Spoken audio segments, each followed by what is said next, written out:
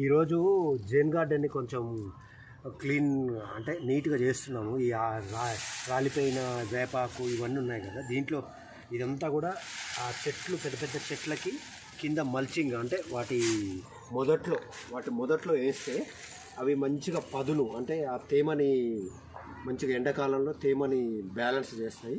ఎక్కువ మనం వాటర్ పెట్టకున్నా కానీ తేమని బ్యాలెన్స్ చేస్తాయి ఒకటి. ఇంకోటి ఏంటంటే బలం, అదంతా ఎరువై బలం అవుతుంది. ఇదంతా ఆకులే కదా, ఈ ఆకులే.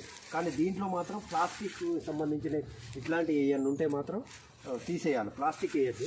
ప్లాస్టిక్ వేస్తే చాలా కరగదు, ఆ భూమిలో మొత్తం మెల్ట్ కాదు, అబ్జర్వ్ కాదు ఈ ప్లాస్టిక్.